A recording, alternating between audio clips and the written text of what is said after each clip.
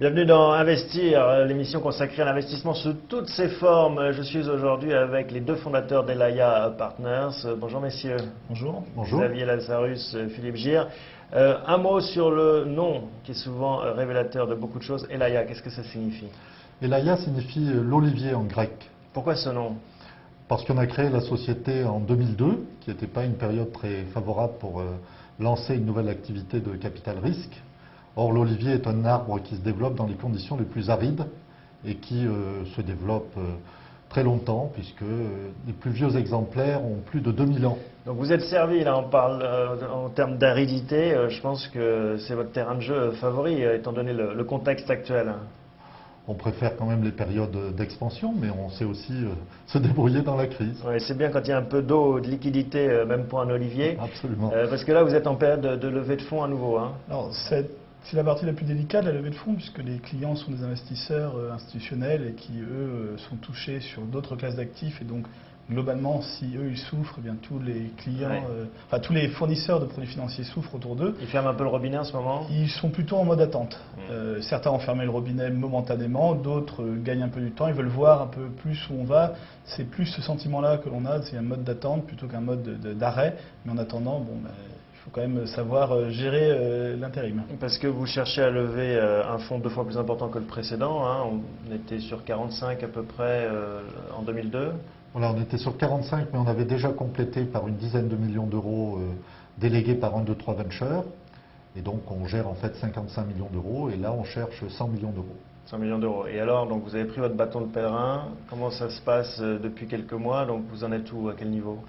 On a pour l'instant collecté à peu près 25% de ce que l'on cherche. Et je dirais que ça, on a démarré assez récemment, puisque c'était au mois de mai. Ça a En démarré. général, ça prend combien de temps de lever un fonds? La moyenne actuelle, c'est 14 mois. Donc il est vraisemblable que ça va augmenter un petit peu, donc ça va être facilement peut-être 16 mois. Tant que vous n'aurez pas les 100, vous ne fermerez pas le fonds? Ou est-ce qu'on peut se dire, Non, on a 75, allez, on y va quand Il y a même? un premier objectif à 50. D'accord. Car c'est un peu le minimum pour pouvoir déployer notre stratégie. Et à partir de là, on commencera à investir en même temps, on complétera le fonds. Et là, eh bien, nous, on est toujours assez confiants d'obtenir les 100 à la fin, mais il est vrai que si on a 80 et que le marché ne donne pas plus, de toute façon, on saura les gérer aussi. Mais ça ne dépend pas que de nous. J'en suis sûr. Alors, on parle justement de cette stratégie, ce que vous mettez sur la table actuellement pour séduire des nouveaux institutionnels. Votre track record, comme on dit, quel est-il? Comment ça s'est passé depuis 2002? Et en fait, on a une première approche qui est d'investir de façon focalisée. Donc, nous sommes une équipe qui est dédiée aux technologies logicielles. La technologie logicielle, c'est dans un sens un peu plus large que le mot juste logiciel, puisqu'on les retrouve dans les logiciels et solutions pour entreprises. On les retrouve aussi dans le web, dans des choses plus B2C, et aussi dans le logiciel embarqué, donc dans des produits de type consumer electronics. Donc on couvre toute la partie matérielle, on va dire, de l'IT grâce à cette approche logicielle. Et pourquoi avoir fait un focus très fort là-dessus? Pourquoi ne pas donner plus de marge de manœuvre? Parce qu'on considère que pour bien faire quelque chose, il faut être focalisé, c'est ce que l'on dit à nos sociétés. Et donc, on a pensé qu'il était nécessaire de faire des choses dans des domaines où on était nous-mêmes très compétents. Par ailleurs, les technologies logicielles sont extrêmement porteuses de développement, et donc ça nous a semblé un bon concept. Uniquement des entreprises basées en France, hein, pour la plupart? On est à 3/4 aujourd'hui en portefeuille en France et 1/4 à l'étranger. Et notre pays qui est en train de monter en puissance en zone de prédilection, c'est l'Espagne, parce que c'est un marché qui est assez intéressant, relativement peu structuré, où la compétition, puisqu'on est aussi nous dans le monde compétitif avec d'autres fonds, est assez ouverte. Donc un fonds qui est européen dès le départ. Mais alors un mot justement sur cette industrie logicielle européenne. Apparemment il y a beaucoup de cerveaux, beaucoup de talents, beaucoup de petites sociétés qui font des choses intéressantes, mais on n'arrive jamais à avoir des Microsoft qui sortent d'Europe. Comment est-ce qu'on peut justement expliquer ça? Il y a plusieurs difficultés. La première, c'est que déjà aux États-Unis, il n'y a quand même pas tant de Microsoft non plus que ça qui sont créés. Non, mais il y en a quand même. Il y en a quand même plus. Et une des difficultés, c'est la taille du marché adressable, puisqu'il y a la complexité internationale très vite en Europe, là où les Américains ont un très gros marché local. Mais alors, donc, d'un point de vue investisseur, est-ce que c'est malin d'investir sur des industries logicielles en Europe, alors qu'on peut investir peut-être sur du logiciel worldwide ou américain? Alors, nos sociétés sont globales. C'est-à-dire que nous, si on investit sur des sociétés basées en Europe, nos sociétés sont globales. On a un exemple dans le portefeuille qui est une société basée à l'origine à Barcelone. Aujourd'hui, elle a plus que 20% de son chiffre d'affaires qui est espagnol et 70% qui est européen, le reste étant américain. Donc on peut construire avec un chiffre d'affaires de l'ordre de 25 millions d'euros cette année. On peut construire dans des sociétés globales en partant de n'importe où. Par contre, il faut une mentalité au niveau des managers et il faut une certaine agilité, une souplesse pour que la société très vite ne soit plus européenne, elle soit juste tout à fait internationale. Ce qui est clair par contre, c'est que pour revenir à l'image de Microsoft, si on ne vise que des sociétés qui vont valoir 1 milliard de dollars à la sortie en bourse en Europe, on va avoir un problème, c'est qu'on n'a pas assez d'exemples pour pouvoir dire que c'est faisable. Mais si on est capable de gagner de l'argent, comme Elaya l'a fait sur des sociétés comme Calandra, vendu à BMC pour 33 millions de dollars, ou comme Ornis, qui a été vendu à risque pour 35 millions d'euros, donc sur des deals de taille moyenne. Si là, ici, on est capable de gagner de l'argent, alors on peut faire un très beau fonds dédié logiciel en Europe. Donc c'est ça votre parcours idéal, c'est repérer très en amont une société logicielle et de la revendre quelques dizaines de millions d'euros plus tard? On a des candidats à des sorties beaucoup plus élevées dans le portefeuille, mais l'intégralité du portefeuille n'est pas à la recherche de cette perle rare. On a quelques beaux candidats, dont cette société espagnole par exemple, mais on est aussi capable de gagner de l'argent sur des deals qui seraient de taille moyenne, mais qui sont quand même très rentables si on les prend au bon moment et avec les bonnes valorisations. Combien de deals depuis 2002? On a une quinzaine. Oui, une quinzaine. Une quinzaine, le ticket moyen? Le ticket moyen entre 1 et 2 millions d'euros pour démarrer, et ensuite on suit les tours. Et alors combien de morts dans ce portefeuille depuis 2002 toujours?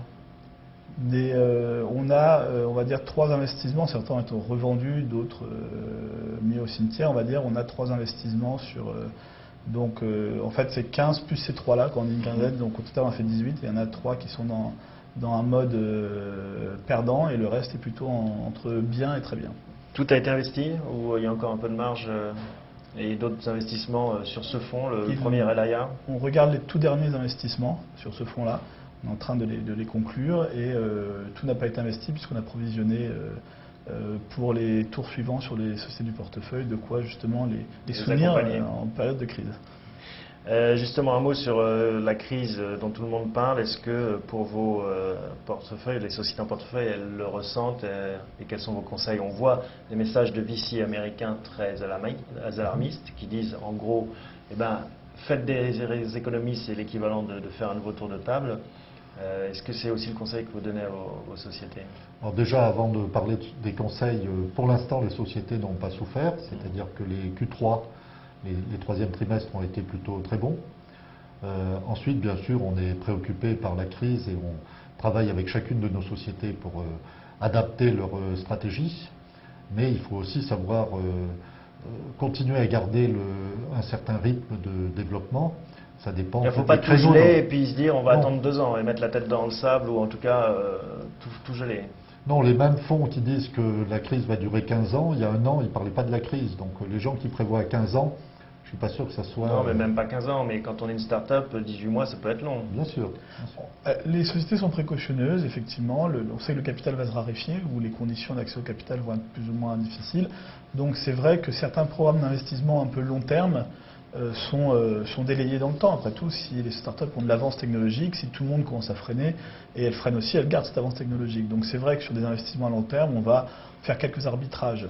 C'est vrai qu'aussi, on va essayer de se mettre sur des sociétés qui sont assez développées, plus proches de l'équilibre pour pouvoir au cas où freiner. Maintenant, on ne note pas d'éléments dans les comptes de résultats, dans les prévisionnels, dans les opportunités, et qui soit de quoi s'alarmer et à tout laisser tomber, arrêter sec les investissements et les déploiements de sociétés. Dernière question, votre TRI actuel, il est de quel ordre? On parle plutôt d'un TRI prévisionnel, puisque actuellement ça ne veut rien dire, et il tourne autour de 25%. 25%. Mais merci à tous les deux, bonne chance pour la prochaine levée de fonds, merci. Et vous viendrez nous en parler quand ce sera bouclé. Absolument, avec plaisir. À bientôt. Au revoir.